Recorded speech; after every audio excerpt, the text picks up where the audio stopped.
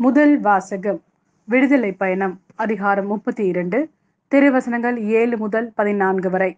அப்போது ஆண்டவர் மோசேயை நோக்கி, இங்கிருந்து இறங்கி போ. நீ எகிப்திலிருந்து நடத்தி வந்த உன் மக்கள் தங்களுக்கு கேடு வருவித்துக் கொண்டனர். நான் கட்டளையிட்ட நெறியிலிருந்து இதற்குள்ளாகவே விலகி, அவர்கள் தங்களுக்கென ஒரு கன்றுக்குட்டியை வார்த்து கொண்டார்கள். அதற்கு வழிபாடு செய்து பலியிட்டு, இஸ்ரேலே, எகிப்து நாட்டினின்று உன்னை நடத்தி வந்த தெய்வங்கள் இவையே என்று கூறிக்கொள்கிறார்கள் என்றார். மேலும் ஆண்டவர் மோசேயிடம், இம்மக்களை எனக்கு தெரியும், வணங்கா கழுத்துள்ள மக்கள் அவர்கள். இப்போது என்னை விட்டுவிடு.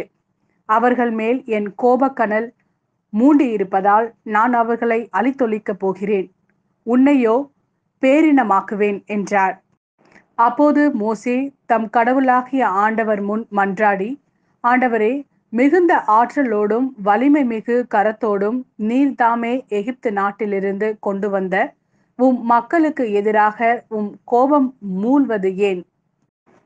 மலைகளில் அவர்களை சாகடிப்பதற்கும் மண்ணிலிருந்து அவர்களை அழித்தொழிப்பதற்குமாக வஞ்சகமாய் ஆண்டவர் அவர்களை கூட்டி சென்றார் என்று எகிப்தியர் சொல்ல இடம் தருவானேன்?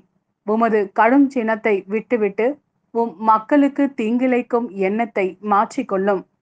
உம் அடியாராகிய ஆபிரகாமையும் ஈசாக்கையும் இஸ்ரேலையும் நினைத்தருளும். நான் உன் வழிமரபினரை விண்மீன்கள் போல் பெருக செய்வேன். நான் வாக்களித்த இந்நாடு முழுவதையும் உன் வழிமரபினருக்கு அளிப்பேன். அவர்கள் அதை என்றென்றும் உரிமை சொத்தாக்கிக் கொள்வர் என்று நீராகவே அவர்களுக்கு ஆணையிட்டு அறிவித்துள்ளீரே என்று வேண்டிக் கொண்டார். அவ்வாறே ஆண்டவரும் தம் எண்ணத்தை மாற்றிக்கொண்டு தம் மக்களுக்கு செய்ய போவதாக அறிவித்த தீங்கை செய்யாது விட்டுவிட்டார். இது ஆண்டவரின் அருள்வாக்கு. இறைவா, உமக்கு நன்றி. யோவான் எழுதிய நற்செய்தி. அதிகாரம் 5, திருவசனங்கள் 31 முதல் 47 வரை. என்னை பற்றி நானே சான்று பகர்ந்தால் என் சான்று செல்லாது. என்னை பற்றி சான்று பகர வேறு ஒருவர் இருக்கிறார். என்னை பற்றி அவர் கூறும் சான்று செல்லும் என எனக்கு தெரியும். யோவானிடம் ஆள் அனுப்பி நீங்கள் கேட்டபோது அவரும் உண்மைக்கு சான்று பகர்ந்தார். மனிதர் தரும் சான்று எனக்கு தேவை என்பதற்காக அல்ல, நீங்கள் மீட்பு பெறுவதற்காகவே இதை சொல்கிறேன். யோவான் எரிந்து சுடர்விடும் விளக்கு. நீங்கள் சிறிது நேரமே அவரது ஒளியில் களிகூர விரும்பினீர்கள். யோவான் பகர்ந்த சான்றை விட மேலான சான்று எனக்கு உண்டு.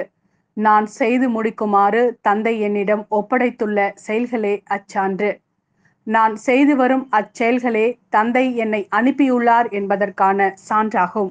என்னை அனுப்பிய தந்தையும் எனக்கு சான்று பகர்ந்துள்ளார். நீங்கள் ஒருபோதும் அவரது குரலை கேட்டதுமில்லை, அவரது உருவை கண்டதுமில்லை, அவரது வார்த்தையையும் உங்களுக்குள் நிலைத்திருக்கவில்லை. ஏனெனில் அவர் அனுப்பியவரை நீங்கள் நம்பவில்லை. மறைநூல் வழியாக நிலைவாழ்வு கிடைக்கும் என எண்ணி அதனை துருவி துருவி ஆய்ந்து பார்க்கிறீர்களே. ஆம், மறைநூலும் எனக்கு சான்று பகர்கிறது. வாழ்வு பெறுமாறு என்னிடம் வர உங்களுக்கு விருப்பமில்லை. மனிதர் தரும் பெருமை எனக்கு தேவையில்லை. உங்களை எனக்கு தெரியும். உங்களிடம் இறையன்பு இல்லை. நான் என் தந்தையின் பெயரால் வந்துள்ளேன், ஆனால் என்னை நீங்கள் ஏற்றுக்கொள்ளவில்லை. வேறொருவர் தம் சொந்த பெயரால் வருவாரானால் அவரை நீங்கள் ஏற்றுக்கொள்வீர்கள். கடவுள் ஒருவரே. அவர் தரும் பெருமையை நாடாது ஒருவர் மற்றவரிடமிருந்து பெருமை தேடிக் கொள்கிறீர்களே. உங்களால் எப்படி என்னை நம்ப இயலும்? தந்தையின் முன்னிலையில் உங்கள் மேல் குற்றம் சுமத்தப் போகிறவன் நான் என நினைக்காதீர்கள். உங்கள் சார்பாக நிற்பார் என நீங்கள் எதிர்பார்க்கும் மோசேயே உங்கள் மேல் குற்றம் சுமத்துவார். நீங்கள் மோசேயை நம்பி இருந்தால் என்னையும் நம்பி இருப்பீர்கள். ஏனெனில் அவர் என்னை பற்றி தான் எழுதினார்.